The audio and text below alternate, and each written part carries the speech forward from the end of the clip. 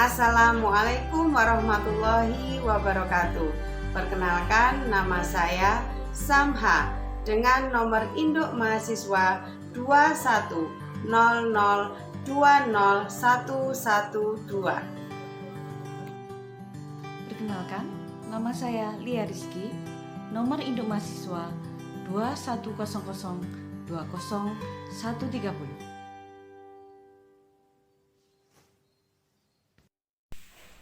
Perkenalkan, nama saya Muhtarul Umar, NIM 2100201113. Perkenalkan, nama saya Ibnu Rusid dengan NIM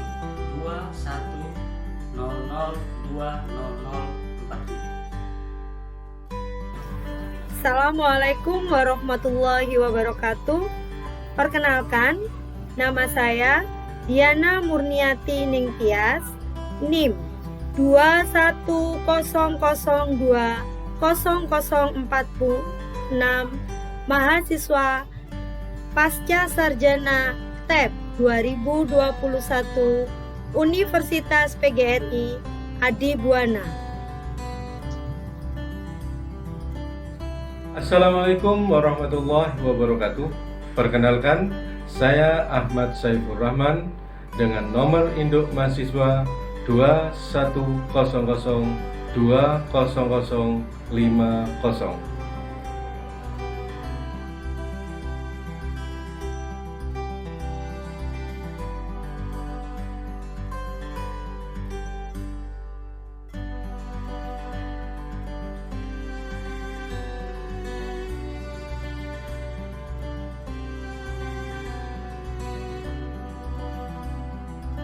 Definisi sumber belajar yang pertama menurut Munir pada tahun 2008 yang menyatakan bahwa sumber belajar adalah bahan-bahan yang dapat dimanfaatkan dan diperlukan untuk membantu pengajar maupun peserta didik dalam proses pembelajaran. Yang kedua, menurut Prastowo pada tahun 2015, sumber belajar pada hakikatnya adalah segala sesuatu, baik benda, data, fakta, ide, orang, dan lain sebagainya yang bisa menimbulkan proses belajar. Dari dua pernyataan di atas atau dua ahli di atas dapat kita simpulkan bahwa sumber belajar adalah segala sesuatu yang dapat berupa buku teks, media, lingkungan, ataupun lain yang dapat memfasilitasi dalam kegiatan belajar.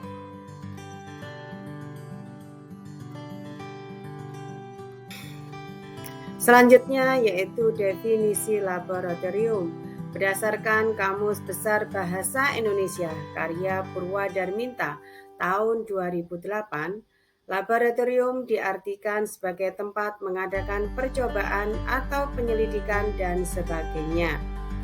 Sedangkan definisi laboratorium menurut Departemen Pendidikan Nasional tahun 2008 halaman 112, laboratorium adalah suatu tempat dilakukannya percobaan dan penelitian.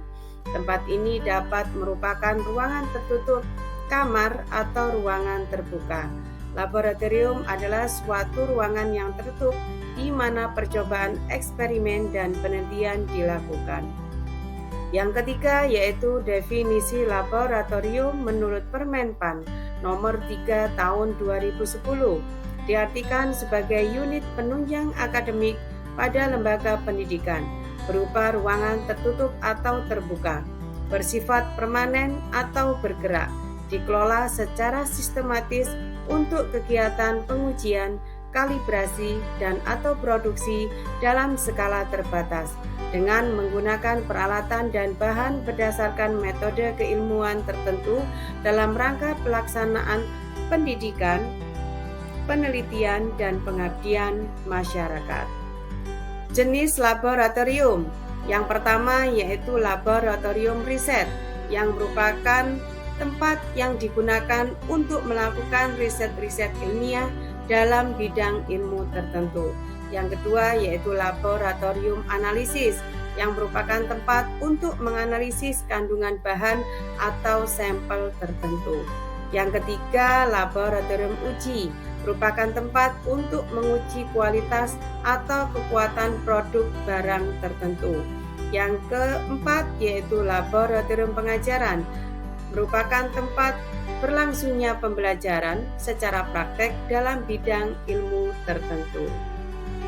Laboratorium pengajaran terdiri dari berbagai jenis, di antaranya laboratorium IPA, laboratorium komputer, dan laboratorium bahasa. Laboratorium IPA adalah tempat siswa dan guru belajar menemukan dan memecahkan masalah IPA. Laboratorium komputer merupakan sarana praktek bagi siswa untuk mengetahui, memahami aplikasi komputer. Laboratorium bahasa adalah suatu ruangan yang dilengkapi peralatan tertentu untuk melakukan simulasi bahasa atau memperlancar kemampuan berbahasa seseorang. Selanjutnya, apakah laboratorium pengajaran merupakan sumber belajar? Jawabannya adalah ya.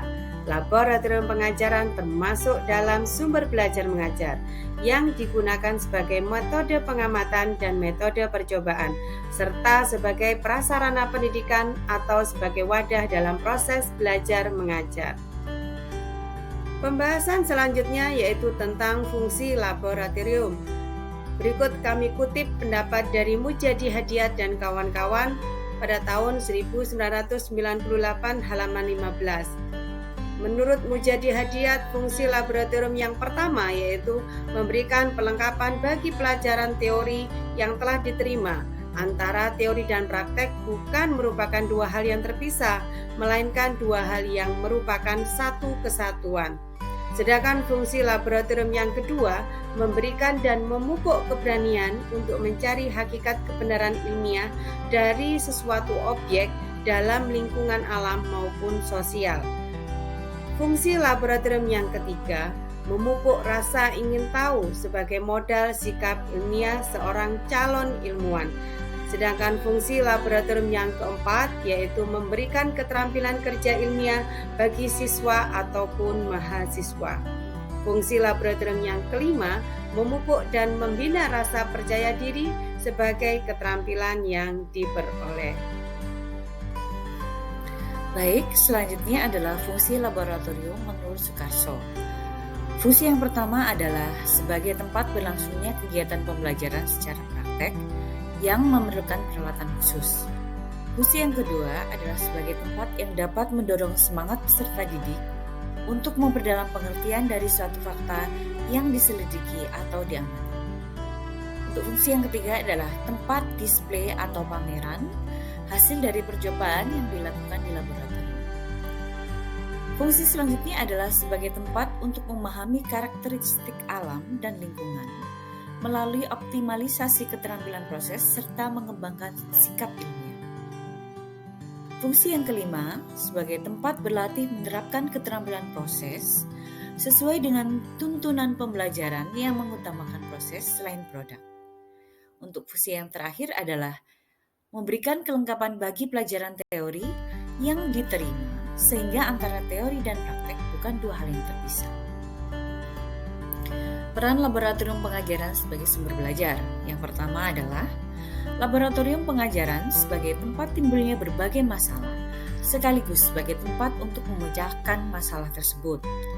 Peran yang kedua, laboratorium pengajaran sebagai tempat untuk melatih keterampilan serta kebiasaan menemukan suatu masalah dan menimbulkan sikap teliti dari peserta didik. Selanjutnya, peran yang ketiga adalah laboratorium pengajaran sebagai tempat yang dapat mendorong semangat peserta didik atau mahasiswa untuk memperdalam pengertian dari suatu fakta yang diselidiki atau diamati. Selanjutnya, peran yang keempat, laboratorium pengajaran berfungsi pula sebagai tempat untuk melatih peserta didik atau mahasiswa bersikap cermat, bersikap sabar dan jujur, serta berpikir kritis dan cekatan. Yang kelima, laboratorium sebagai tempat bagi para peserta didik atau mahasiswa untuk mengembangkan ilmu pengetahuan. Kelengkapan dalam laboratorium pengajaran sebagai sumber belajar meliputi yang pertama, prasarana laboratorium. Yang kedua, sarana laboratorium. Yang ketiga, peralatan laboratorium. Yang terakhir adalah bahan percobaan. Kelengkapan yang pertama adalah prasarana laboratorium. Prasarana laboratorium adalah bangunan atau ruang yang sengaja diperuntukkan sebagai tempat berlangsungnya kegiatan praktik atau laboratorium. Bangunan atau ruang laboratorium yang baik seyogianya terdiri dari zona-zona sebagai berikut. Zona yang pertama adalah zona pengajaran. Area tempat proses belajar mengajar biasanya dilengkapi dengan perlengkapan pengajaran seperti papan tulis, OHP, meja demonstrasi, dan lain-lain. Zona yang kedua adalah zona kerja atau percobaan. Tempat siswa melaksanakan kegiatan percobaan dan mengolah data. Zona ini biasanya merupakan bagian laboratorium yang paling besar. Dilengkapi banyak meja kerja, suplai air yang cukup, jaringan listrik yang cukup, jaringan pipa gas, penyinaran, dan ventilasi yang baik. Untuk zona yang ketiga adalah zona preparasi. Zona preparasi adalah area tempat teknisi dan staf akademik menyiapkan kebutuhan kegiatan praktikum. Kelengkapan yang kedua adalah sarana laboratorium. Sarana laboratorium adalah seluruh fasilitas atau kelengkapan penunjang pokok yang menjamin kegiatan di laboratorium dapat berjalan aman dan efisien, yang meliputi adanya tempat penampungan sampah atau limbah, ruang steril yang di dalamnya terdapat instalasi listrik termasuk generator darurat, lampu penerangan dan ventilasi, suplai air jika memungkinkan tersedia air panas dan air dingin, jaringan pipa gas untuk bahan bakar, peralatan preparasi, penampungan khusus, pemadam api, obat-obatan P3K, ruang atau lemari penyimpanan untuk alat misalnya glassware, zat kimia, instrumen, sampel, dan lain-lain, ruang atau lemari penyimpanan peralatan pribadi seperti sepatu, pakaian, tas, dan lain-lain. Tidak kalah pentingnya adalah tersedianya fasilitas jaringan ICT. Yang ketiga adalah peralatan laboratorium. Macam, spesifikasi, dan jumlah peralatan laboratorium berbeda-beda, bergantung jenis dan fungsi laboratorium yang bersangkutan. Namun secara umum, laboratorium memiliki peralatan sebagai berikut. Yang pertama, peralatan gelas atau glassware. Yang kedua, peralatan optik. Peralatan ini seperti lensa, loupe, dan mikroskop. Yang ketiga adalah peralatan timbangan atau lens seperti neraca lengan dan neraca analitik. Yang keempat adalah peralatan instrumen seperti pH meter, termometer, dan hidrometer. Yang kelima adalah peralatan thermal processing, di antaranya oven, inkubator, tanur, freezer, heater, dan lain-lain.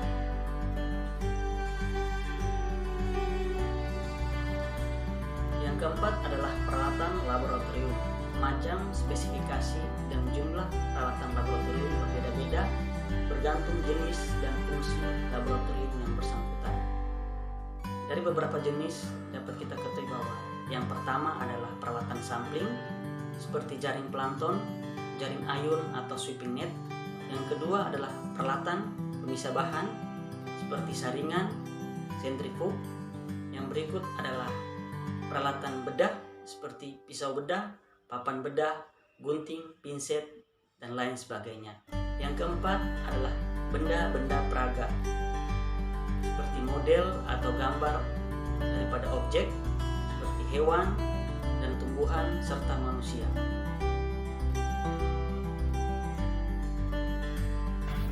Kelengkapan laboratorium kelima adalah bahan percobaan. Berdasarkan golongannya, bahan percobaan dapat berupa 1. Bahan kertas, kapas, dan sebagainya. 2. Hewan hidup. 3. Tumbuhan hidup. 4. Mikroba. Dan yang kelima adalah bahan kimia. Selanjutnya adalah organisasi laboratorium. Mengorganisasikan laboratorium berarti menyusun sekelompok orang atau petugas dan sumber daya untuk melaksanakan suatu rencana atau program guna mencapai tujuan yang telah ditetapkan dengan cara yang paling berdaya guna terhadap laboratorium. Manfaat organisasi laboratorium. 1. Organisasi sebagai penuntun pencapaian tujuan. Artinya, pencapaian tujuan akan lebih efektif dengan adanya organisasi yang baik. Yang kedua, organisasi dapat mengubah kehidupan masyarakat. Yang ketiga, organisasi menawarkan karir. Yang keempat, organisasi sebagai cagar ilmu pengetahuan. Dengan kata lain, organisasi selalu berkembang seiring dengan munculnya fenomena-fenomena organisasi tertentu. Struktur organisasi laboratorium tingkat universitas. Di sini yang pertama yaitu kepala jurusan.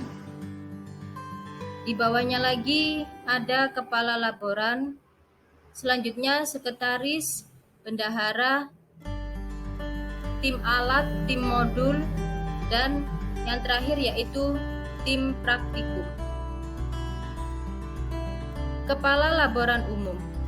Kepala laboratorium secara umum bertugas membantu kepala jurusan menangani semua aktivitas di laboratorium.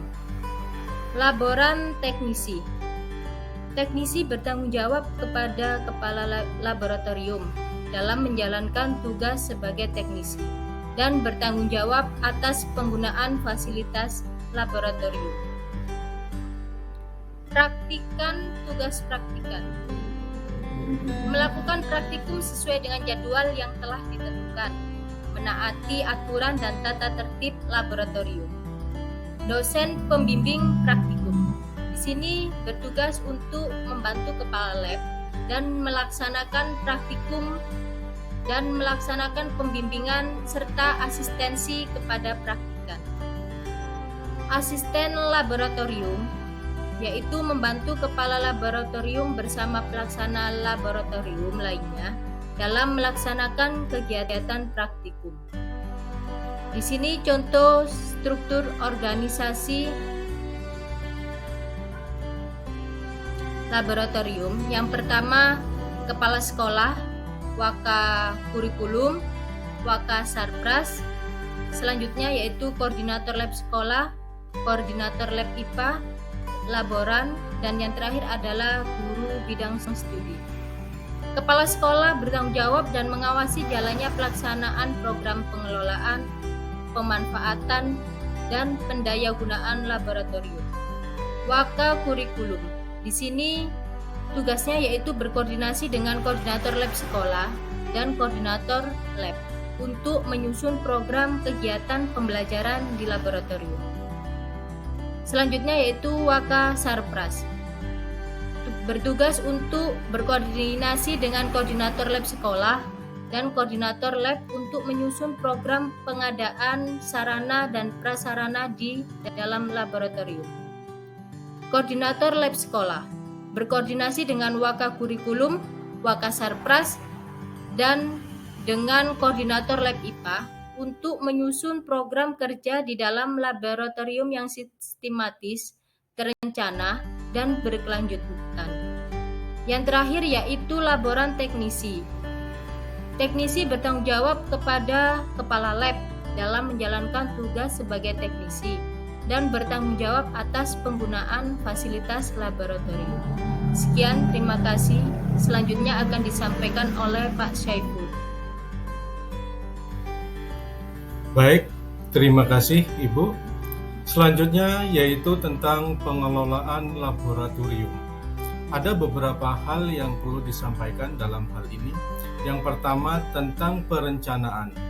Proses pemikiran yang sistematis, analitis logis tentang kegiatan yang harus dilakukan, langkah-langkah, metode, sumber daya manusia, dan tenaga, serta dana yang dibutuhkan untuk mencapai tujuan secara efektif dan efisien. Di samping itu juga, yang kedua yaitu tentang pengadministrasian laboratorium.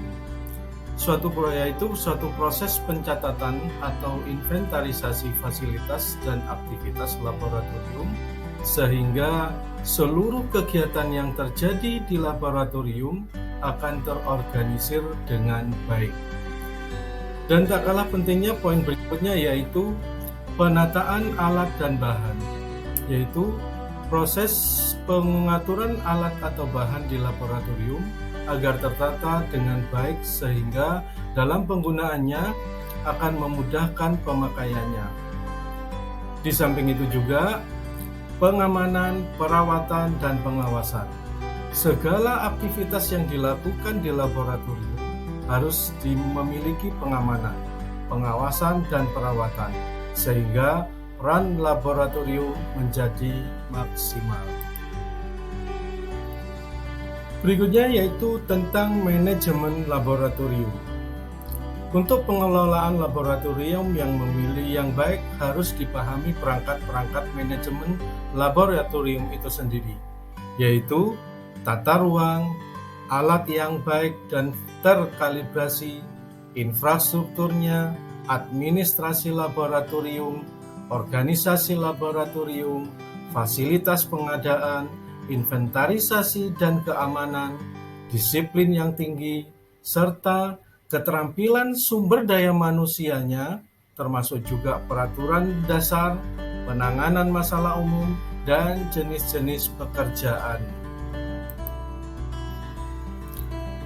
Demikianlah paparan dari kelompok kami.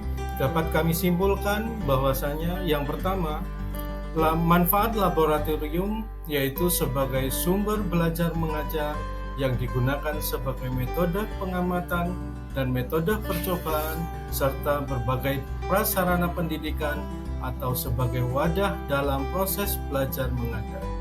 Yang kedua, dapat kami simpulkan yaitu kegiatan belajar dengan memanfaatkan laboratorium akan lebih menarik, mudah dilaksanakan, dan lebih menguatkan pemahaman konsep dalam proses pembelajaran.